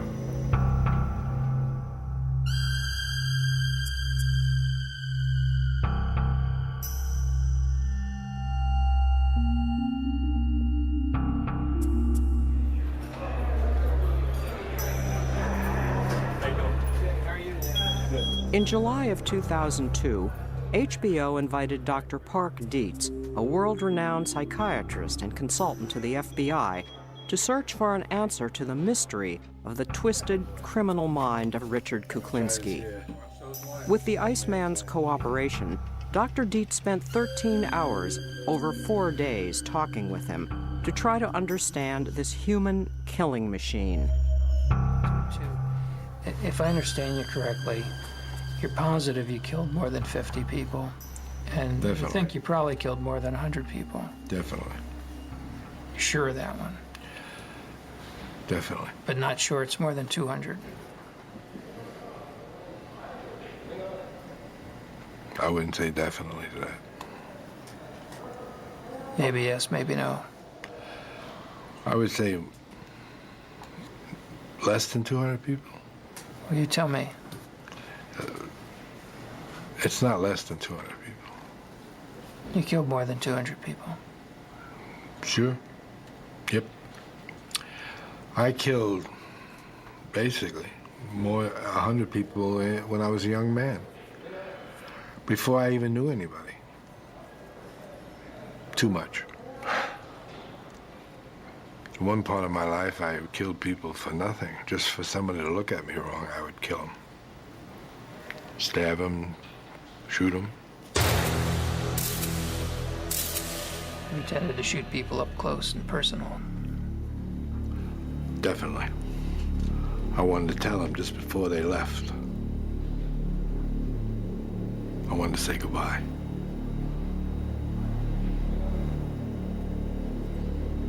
Did you like to look them in the eye? I wanted them looking straight at me. This was a long way away. The distance we are now. We were closer. What did you want them to think as they died? Just see my pretty face.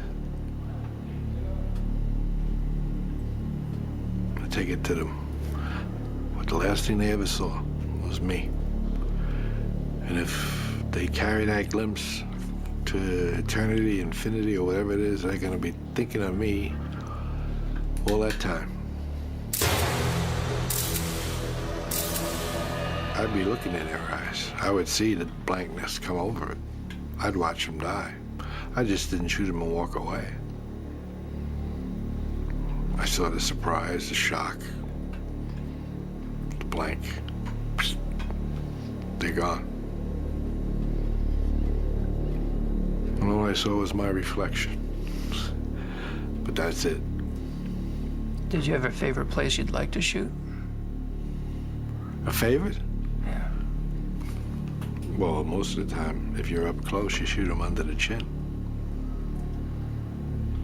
You would shoot him. Shot a guy one time in his Adam's apple. See how long it would take him to die. How long did it take? A few minutes. He drowned, actually. He didn't. Drowned in his blood? Mm-hmm. I was with somebody else. We had a $50 bet. I lost. You thought he'd go faster, huh? Yes. Do you know what an adrenaline rush feels like? Oh, yeah. What will give you one? Sex. It's the only one. I don't really get anything from hitting anybody, hurting anybody, shooting anybody. Does nothing for me. The only thing that gives me pleasure is sex. Well, that's a different kind of pleasure than What an adrenaline rush. It's the only pleasure I get. Yeah. If I were to beat somebody up, it would do nothing for me. If I knocked them down and stepped over them, that's why you see it doesn't bother me. I don't care to hurt anybody. It does nothing for me. Killing someone else. But you could never get a feeling out of it. I never got one, though. It was disappointing. That's when I figured I must be crazy. Because I figured someone should have some kind of a feeling. Something. The Iceman sessions with Dr. Dietz reveal that even at the age of 10, Richard Kuklinski was already showing signs of pathological behavior. How were you with animals at that age? Deadly. Cats, dogs? Cats, dogs. I used to tie 2 cats' tails together. I drove over a clothesline and watched them rip each other apart. How long does it take? Not long. Did they both die? I don't know. I never stood around to see the final thing. I would say eventually they both died because they were both pretty well tore up. It's gotta be noisy. It was quite noisy. What else would you do with cats? Well, we had the incinerator in the projects there. So I threw a cat in the incinerator. Then I threw a book of matches in there. And through the door, I watched the fire get bigger and bigger, and this cat was running around, trying to get away. Eventually, the fire got too big for him, and he didn't run anymore.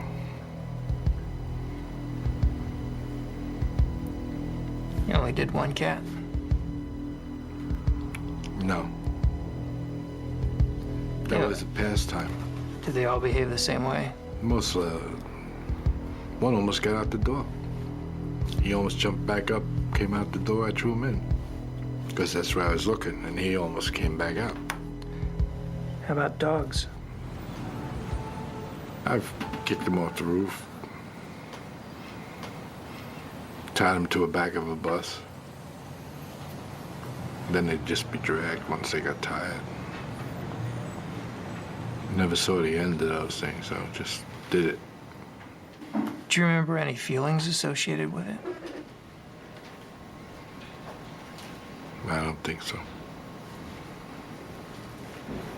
Might get maybe a little excitement. Most of the time, though, after that, I felt disgust that I did it.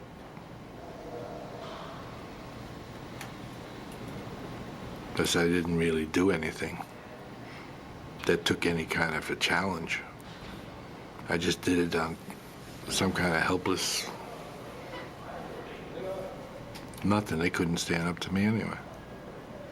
And you'd be alone when you did this? Yes. Did you say you were bored? Mm-hmm.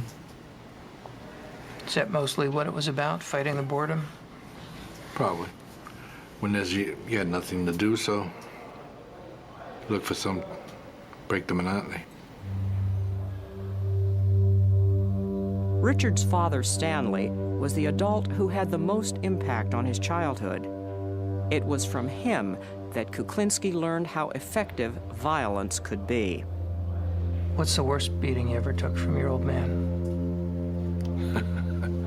I don't think there's much difference in any of them. They were all pretty bad. He left his mark on me, pretty much. And he did most of that before you were, what, 11? Yes, I was young. And was that worse when he was drinking? With Stanley, it didn't really matter whether he was drinking or he wasn't drinking. He was a nasty son of a bitch, and he always will be till the day he died. And even when he died, he was a nasty son of a gun. Did you go to his funeral? No, I didn't. Was there one? Yes. I didn't like him in life. Why would I want to go see him in death? I was glad he was dead. How about your mom? How was she? Over the years, I got to dislike my mother a great deal. But now that I have more time to think about it, she was just a victim of her own life. As a kid, how did you see her? Hateful. Disliked her a great deal. She didn't believe in sparing a rod either. I mean, she used to hit me with a broomstick if I did something wrong. Where would she hit you? Wherever it hit.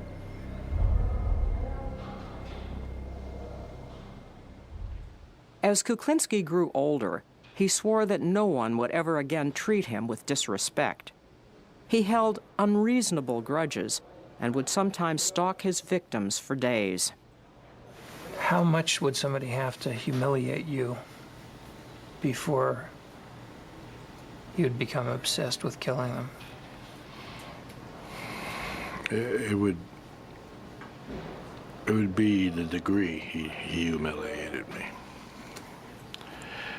If it were not much, and it would be the time. It would be how my attitude was. If I was jumpy or edgy, it wouldn't take much. If I was passive, then he might get away with it.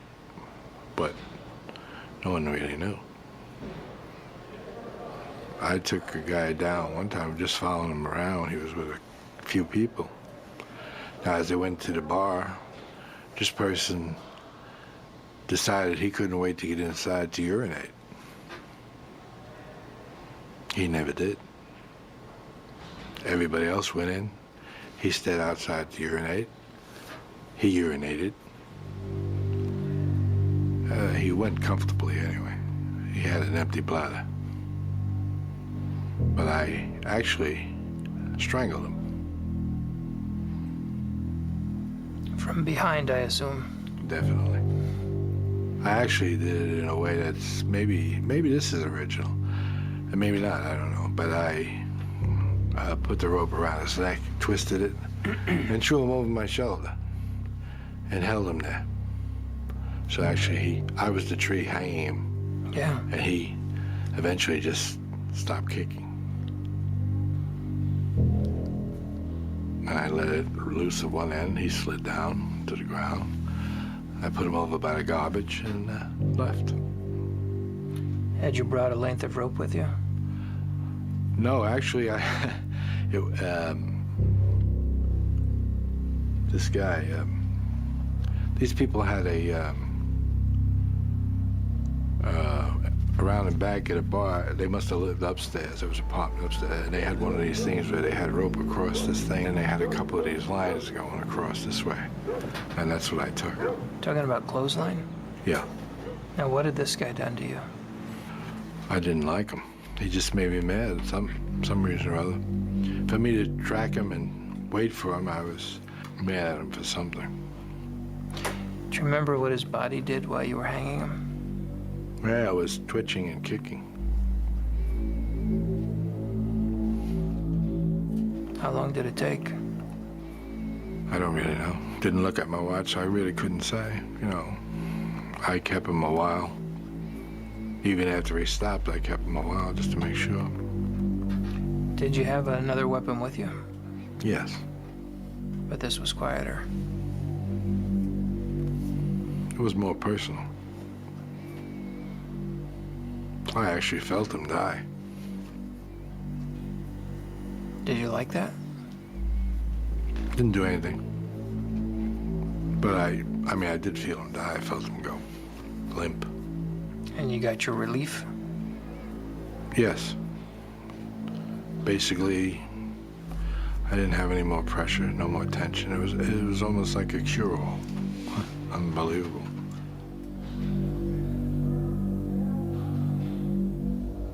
Kuklinski's early years were plagued with a hair-trigger temper. If he had a problem, he solved it the only way he knew how. I was driving in Georgia one time, And we were riding down the road, and there was a couple of vans running around, and they were hooping and hollering there. I guess they were having a good old time and maybe drinking and whatnot. They decided, I guess it was interesting to play with a guy from New Jersey, and they started to click-clack and with their vans and push me here and push me there off the road, and they were running in and out, and what their problem was, I really don't know. Never did know. But it came to a point where I got extremely mad about that, and but it was silly of me because I was away from home. I had no backing. I had no problem. I only had one weapon, which was in the trunk, which was a .357 with a hair trigger. So I stopped the car and got out, opened the trunk. I had the release went in the trunk and took the .357 and just stood there. Now, apparently their eyesight mustn't be too good, because I don't think I'd walk up on a guy with a .357 standing by his side. But these fellas did.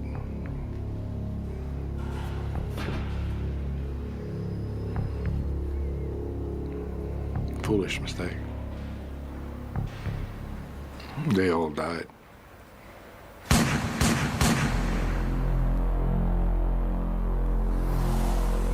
And I didn't even know them. How many? There was a few of them. I reloaded. Killed every last one of them. Yeah. And that wasn't even one I wanted to do.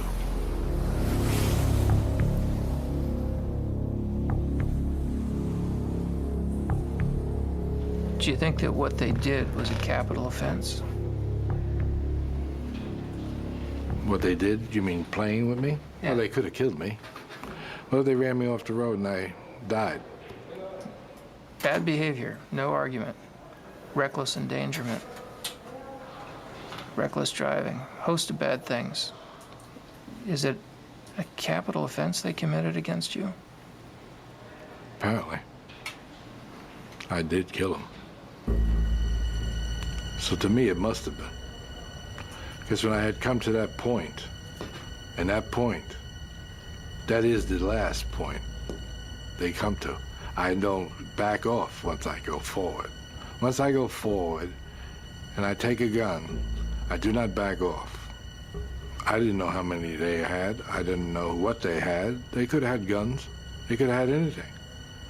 They wanted to play with me. I didn't want to play. So we didn't play no more. And I would have taken whatever came.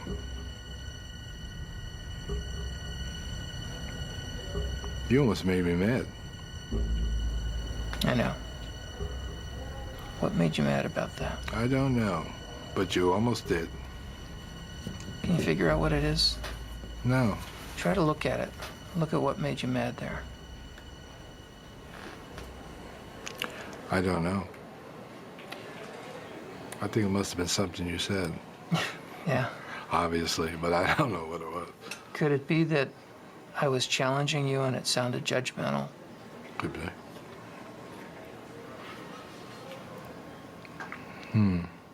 Yeah, it could be. Because you've got me annoyed with you now. Yeah. That's the truth. How mad are you? Not bad. Pretty. I feel a little flushed. So that means that I've reached a point in my life that I'm a little annoyed.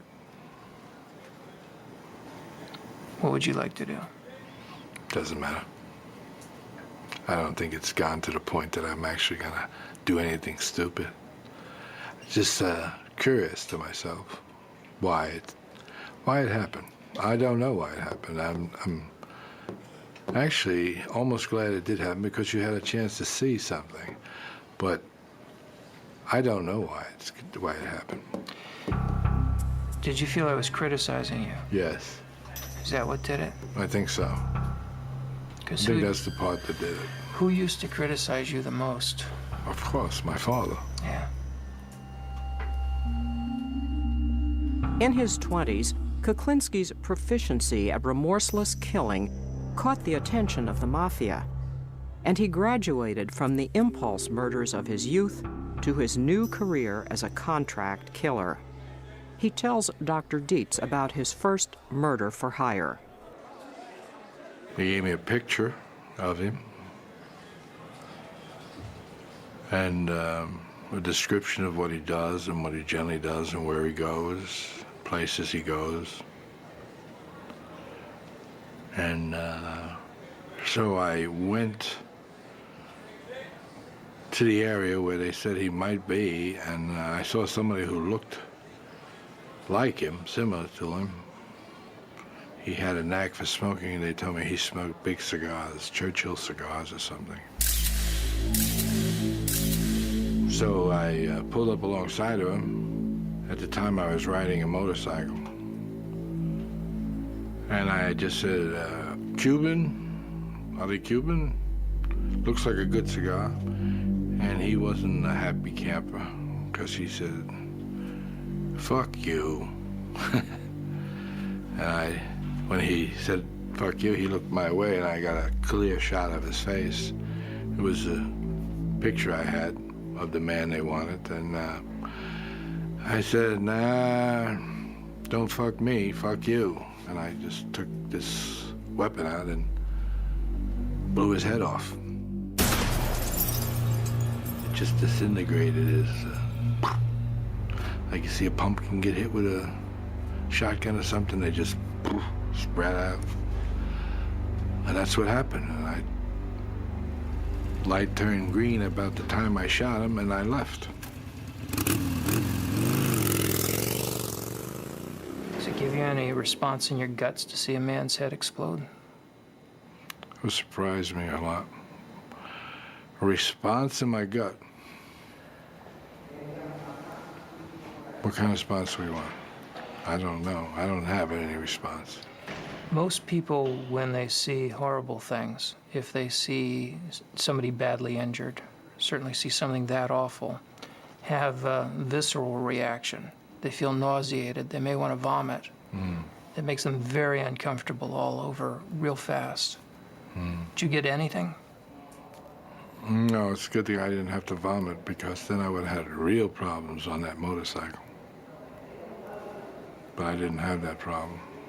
I didn't have any sickness, dizziness, or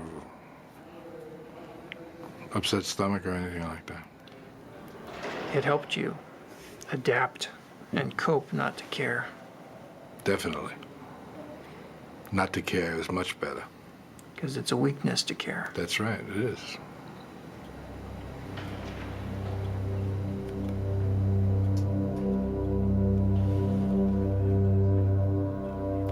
Then you have baggage. When you care, you can't just move. You have to worry. And you got something to lose. That's right. By the late 60s, the Iceman had become one of the mob's most efficient contract killers. His most brutal murders took place at the Gemini Lounge in Brooklyn, a favorite hangout for the mafia. Dismembering bodies, did that turn your stomach? I don't think so. I remember having pizza one day while we were doing something like that. Pizza in one hand, chainsaw in the other? No. I didn't like chainsaws. That's another fable that they've come up with, that I use chainsaws. See, chainsaws are messy. Yep. All you get is all over me I have these little pieces of meat. Now that's a pain in the neck if I use chainsaws. Now would I want to ruin a good shirt with a chainsaw? That would be downright stupid. And I definitely have the wrong. I don't think I could walk around with bits of meat hanging off me or bits and pieces of somebody's body hanging off me. I would probably smell a little bit bad also at that point. So what's a better way to dismember Just a body? Knife. a butcher knife, you know, you cut it around the bone and little slice here, a little slice there, and wrap it, ship it. Do you understand that most people can't imagine doing that to a human? Sure. I can understand that a great deal. I can't understand why I can. Did you have to cultivate that ability, or is that natural for you? I don't know. I don't recall. I did it. I don't recall when I started doing it or why, or the feeling I had when I did it. I don't know. Jeffrey Dahmer told me that when he cut bodies apart, yeah, it repelled him. He found it horrible. He had to get himself drunk to overcome that Stink. natural revulsion. Yeah. It's because it's disgusting. Yes, it is. But to you, you could just do it, no feeling. No. The smell sometimes was annoying, but I would put cologne on. I would generally put cologne across here, so I could smell the cologne a lot better than I could smell anything else. Canoe or something like that was always nice. Now you're dating yourself with that. But it was still nice. What else would you use for the smell?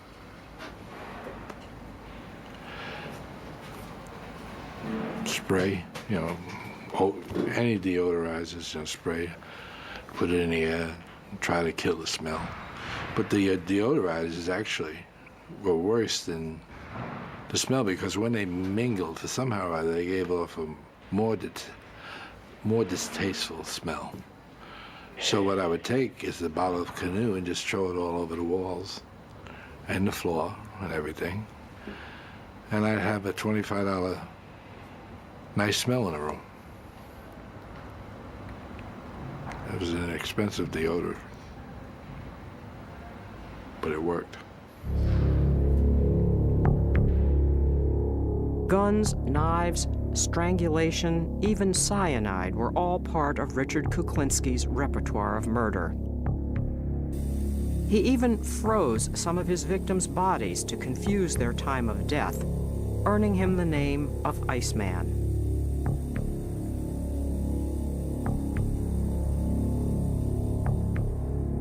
In his sessions with Dr. Dietz, he reveals that some of his clients wanted his victims to suffer before they died, and Kuklinski obliged by offering them a nightmarish death of sheer torture, a death he often captured on film. I used to have a thing where I would take somebody into a cabin or cave, whatever you want to call it, and I would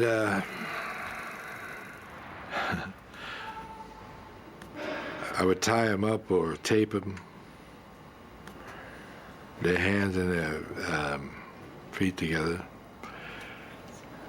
and then I would leave them there, and I'd leave a camera on, and rats used to eat them.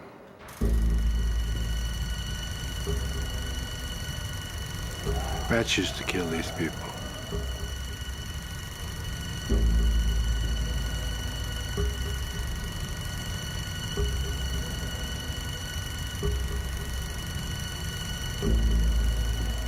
It was a very painful death for these people because rats would eventually smell them or come near them and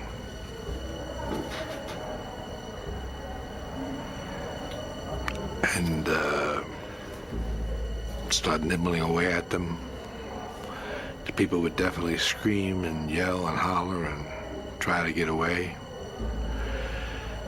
And eventually more rats would come, and they would consume these people eventually, you know. But there was a lot of screaming and yelling in between. But when I did that and I watched it on, the devil was that, Super 8, I think it was. I found it distasteful, and it used to make me nervous for some reason. I said that was some type of a feeling which I wasn't too keen on having. But I did it because it gave me a feeling of some kind, and therefore I was trying to find out what it was that was giving me some type of feeling. Whether it was the horror of what was going on, or the screaming that was happening, or just the nastiness of it. But I never figured it out. But I did that quite a few times, too. Maybe too many times. And watched it? Yes.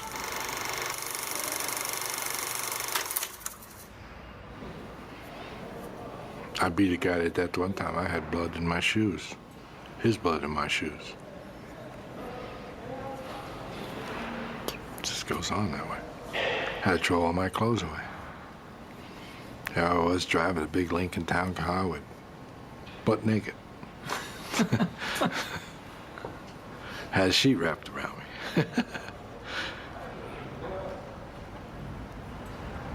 We're having too much fun. You know that?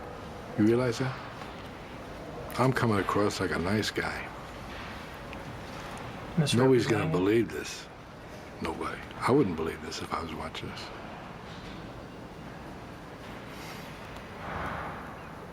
Because I'm the furthest thing from a nice guy. I am what you call a person's nightmare. Because of the way I project myself, people think they can get by. And then all of a sudden, when they wake up, it's too late. They already hit the stop sign. And that's a dead stop. But there have been people you've been good to, aren't there? Not many.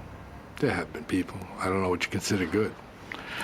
Your interpretation of good might be different than mine. I don't know. What do you mean good? Well, how do you think you were with your kids? Oh, the kids.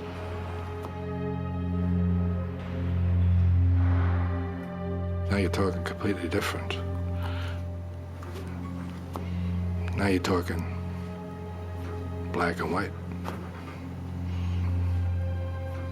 There was nothing I wouldn't do for my children. Nothing.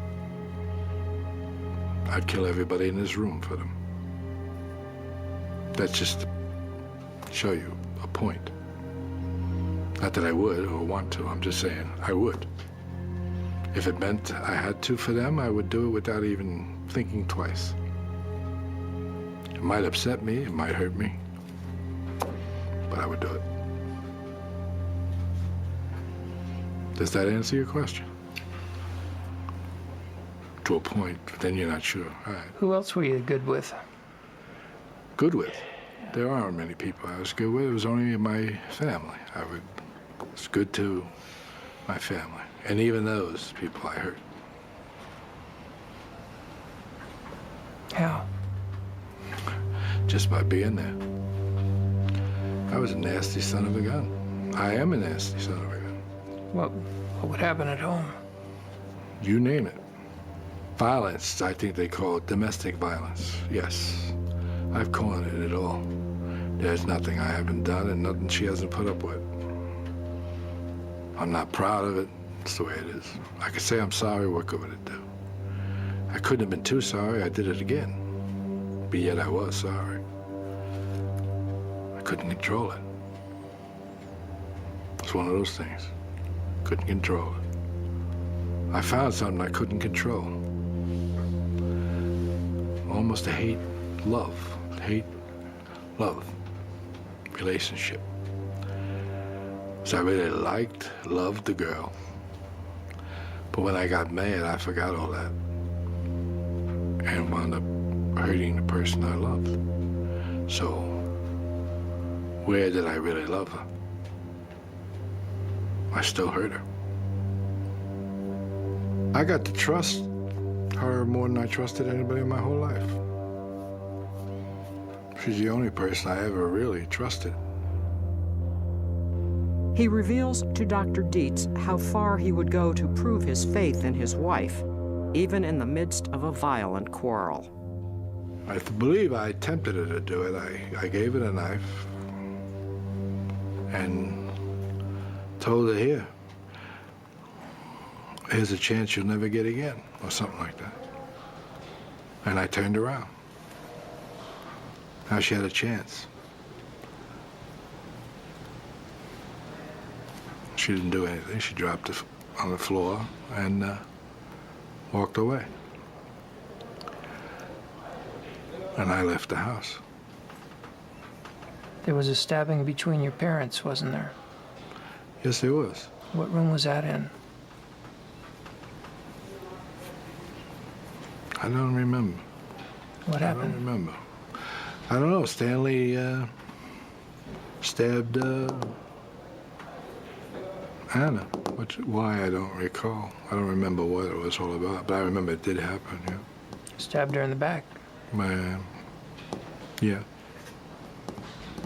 And here you are inviting Barbara to do that to you. Stupid, wasn't it? Yeah, but I did. Yeah, it's true. Were you testing her? You were trying to, I don't know, it might have been. I mean, it would have been a powerful thing if I was wrong. Yeah. I definitely would have got the point. Told you had a sense of humor. I know you did. That's why I threw that in there. But it's not a joking matter. It's a very serious thing. Domestic violence is very serious. I believe that's probably why my daughter dislikes me a great deal. Probably because she lived through a lot. You know, she lived through it all. Heard it, saw it. Saw it. Everything. It's frightening to Psychologically, I just probably hurt them in some way. Because they have that in their mind. As I have things in my mind. Why did you decide to talk to me? Well, basically, I think I decided to talk to you would be so I could find out more about myself, since I don't know the answers, and you are a person who is highly qualified to give me answers, possibly, of what's going on. I figured this would be a good time to talk to somebody like you, or you know. Well, why don't we turn the tables here and you interview me? I'll answer your questions. Interesting. I could live with that.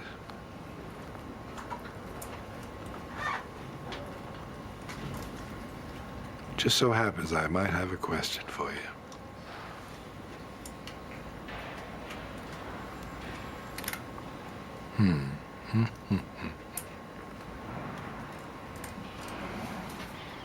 What do you think about me? Anything good, bad, or indifferent? Yeah, some of each. The issues about your behavior, I think there are really a couple things to say. The things that I'm most sure of, based on the information you've told me, are that your principal problem has been a warp in your personality. And we classify personality according to different types. And there are two types of personality features that you have a great deal of. The first of them is called antisocial personality disorder.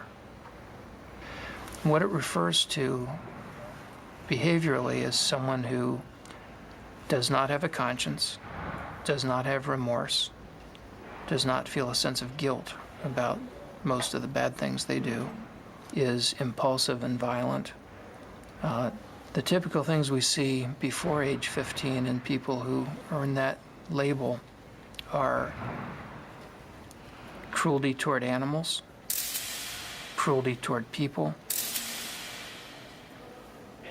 and an awfully interesting part of that condition is that we've got a little bit of knowledge of what causes it and where it comes from. And that's where there's some good news and some bad news. The bad news is that part of where that comes from is hereditary. That there's a genetic basis to being a fearless person. And you've told me about how rarely you have any experience that even begins to resemble nervousness or fear. It takes extreme things to make you have a sense of impending danger. Normal people get fearful about a wide variety of things frequently and would be beside themselves with the kinds of experiences that you had on a weekly basis. You couldn't have done the things you did if you were capable of ordinary fear. But the fact that you're born with a genetic predisposition to fearlessness doesn't mean that it's inevitable for you to become a criminal. Because some people who have that genetic predisposition to fearlessness become pro-social risk takers. They do things like drive race cars, test fly planes, fighter pilots, bomb disposal technicians. Now, those are all jobs where it helps to have a lot of fearlessness.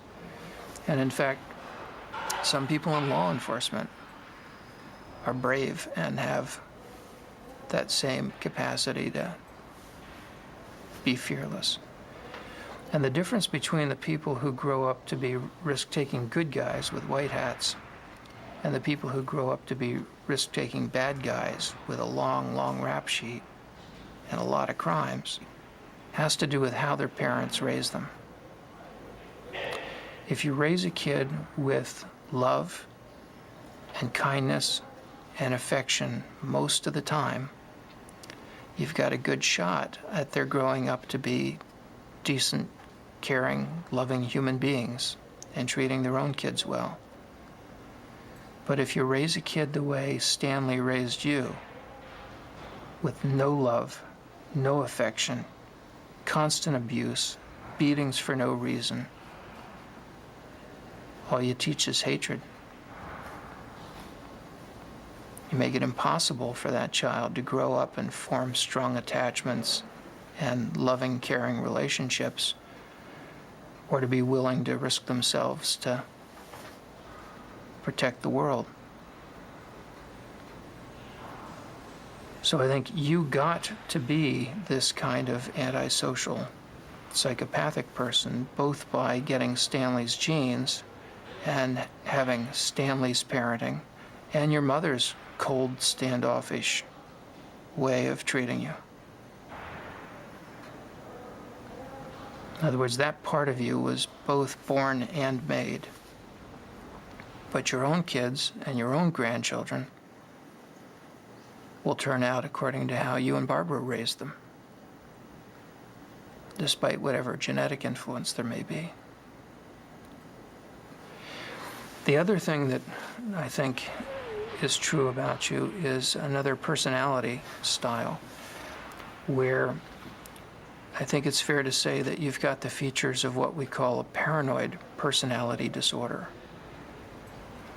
The general rule for someone who is paranoid is to trust no one, let no one get too close to you, and to never forgive anyone who does you wrong. If somebody criticizes them, they're quick to respond with anger or to counterattack. If somebody humiliates them, then they must have revenge. About 1 to 2% of the population has the paranoid personality disorder. About 2 to 3% of males and 1% of females have the antisocial personality disorder. And then there's this smaller group that has both. And it was having both that allows you to have this career that you've had, and that allowed you to profit from your capacity for a completely emotionless, fearless, remorseless hit.